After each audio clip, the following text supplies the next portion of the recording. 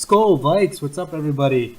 Welcome back to another edition of Viking Spin. I'm your host, Jason, and we're going to break down the Vikings-Falcons recap and also get into some discussion about the playoff positioning, that the opportunities that are in front of the Vikings here for the playoffs and home field advantage throughout the playoffs. So, just to recap, the Vikings winners in Atlanta against the Falcons by a score of 14-9. The Vikings moved to 10-2 on the season and are now technically the number one seed in the NFC as far as the tiebreakers go over the Eagles, and also tied with the Eagles, Steelers, and Patriots for the best record in the NFL. The loss drops the Falcons to 7-5 as they struggle to battle for that final playoff spot in the NFC. Now that puts the Vikings in a good position next week on Sunday. If they win against Carolina, they will clinch the NFC North division title. Or they can also clinch by, I believe, both the Lions and Packers losing. So either way, if both the Lions and Packers lose, the Vikings clinch, or regardless of what happens in those games, if the Vikings win, they'll clinch anyway. So that's good news, because here we are with several games, left in the season. 4 more games, and we're already looking at locking up the division.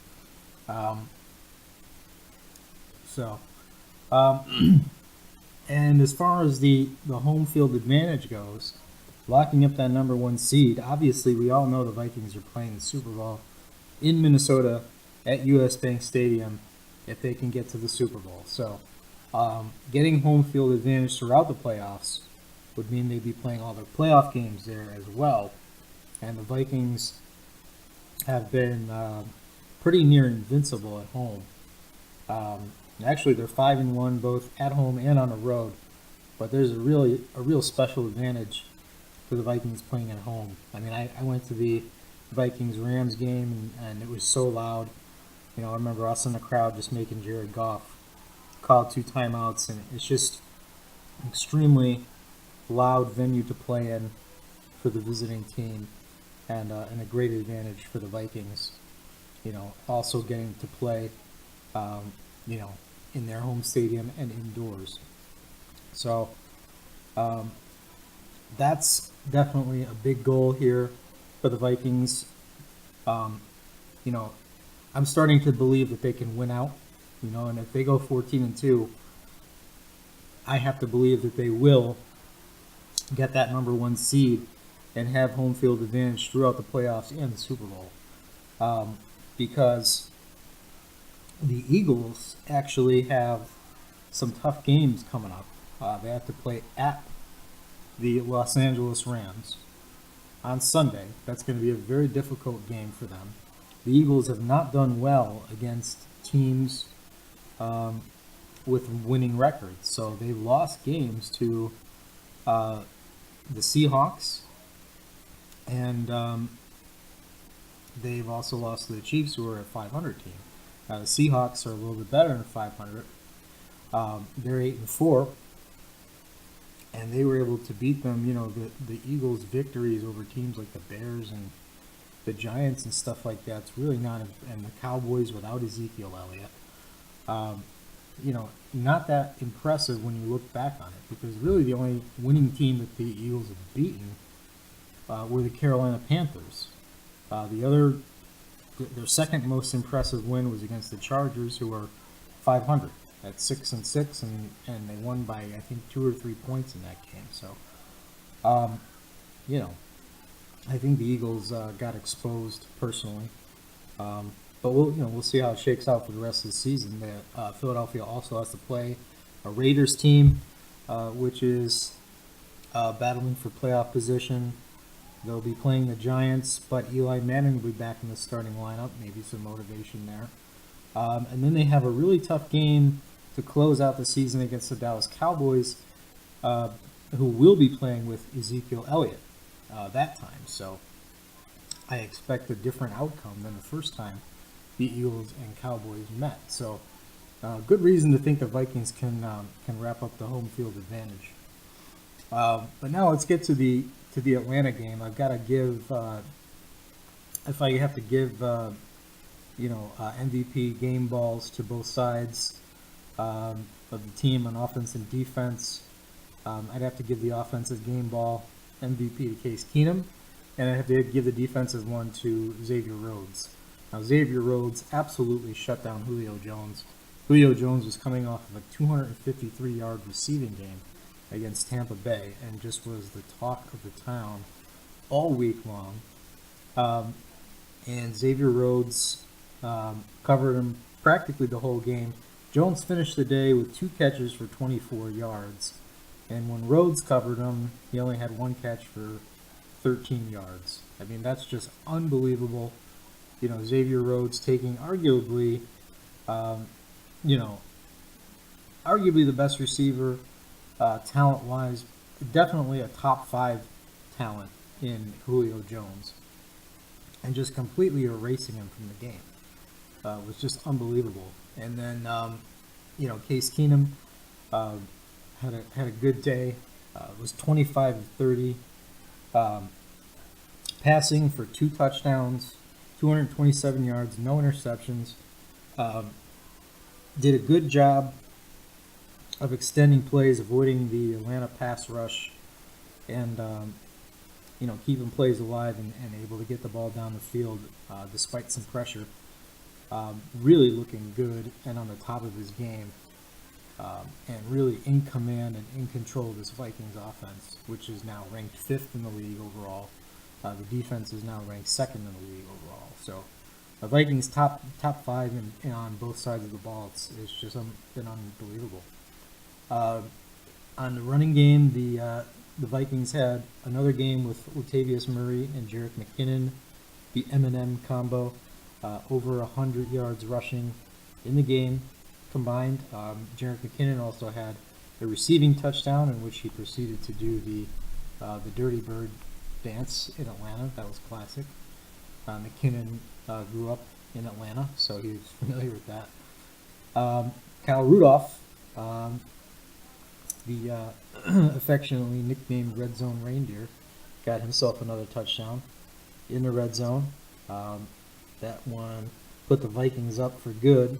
They were trailing 9-7. Keenum hit Rudolph in the back of the end zone. The Vikings go up 14-9 and don't look back after that. Rudolph just does a great job down in the red zone. He's such a big target, 6'6" with that catch radius. Case just throws it up there. Just throw it up high. Rudy's going to go get it. Nobody's going to be able to get up there with him, and does a good job of getting both feet down and tapping the toes in. for the touchdown.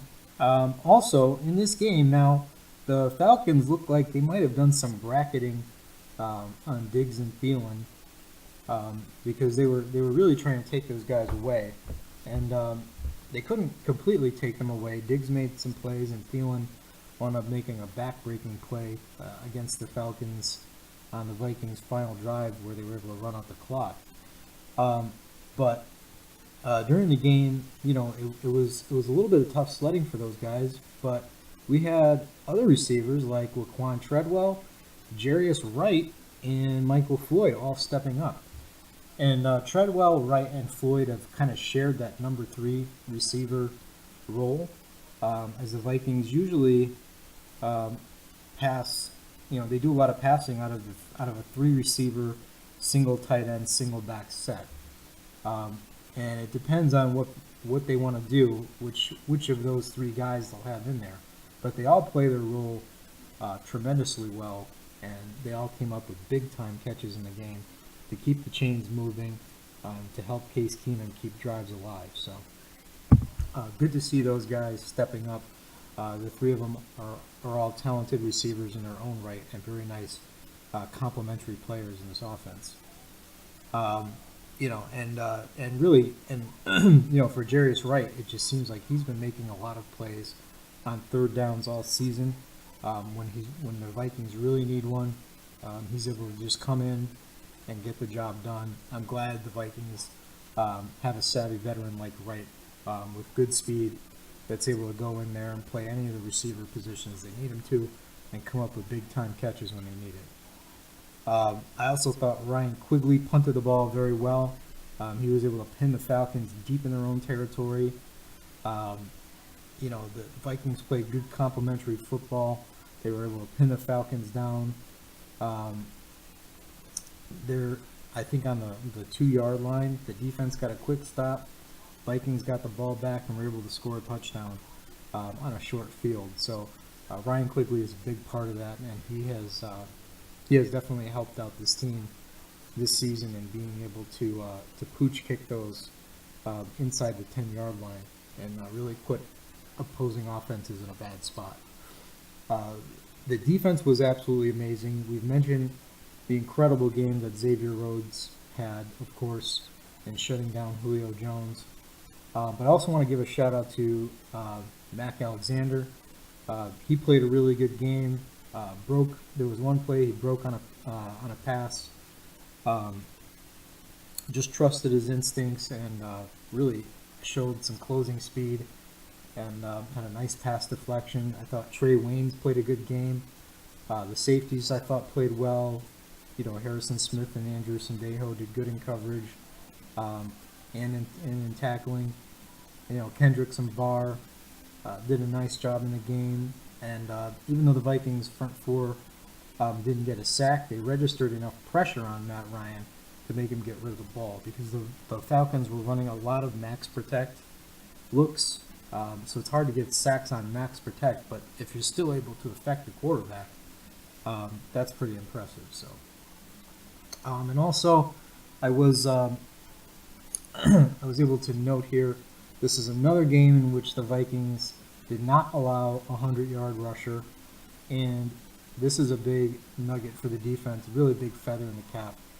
Matt Ryan, this was the first time in 31 games that Falcons quarterback Matt Ryan did not throw a touchdown pass in the game. The Falcons didn't score a touchdown in this game at their own home stadium. This is the defending NFC champions from last year.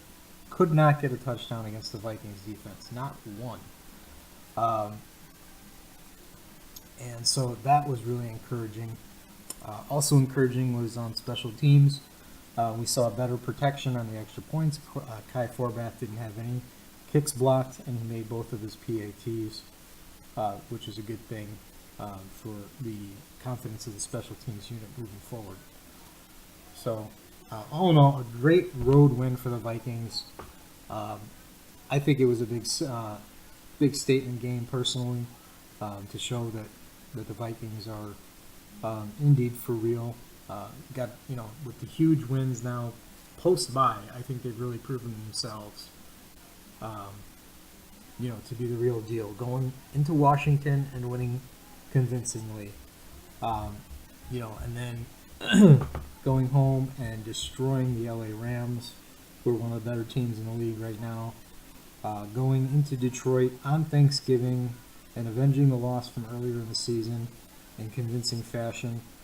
And then, now this, going on another road game, the defending NFC champs, holding them to without a touchdown on their own home field, says a lot about this Vikings team. And I thought it was pretty cool that Fran Tarkenton came out and talked to the team before the Atlanta game. It shows if Fran's paying attention and coming down and making speeches, that the Vikings have got something special cooking. So cool to see that. And now we will we'll head into this Panthers game, and of course here on Viking Spin we will have later in the week a preview podcast of the Vikings' upcoming game against the Carolina Panthers. So stay tuned for that. And thanks so much for tuning in to another edition of Viking Spin. I thank you guys all. Follow us on Twitter and Facebook. And I'll leave you with a little 5-minute rock star by my band, Taking Flight. Take care.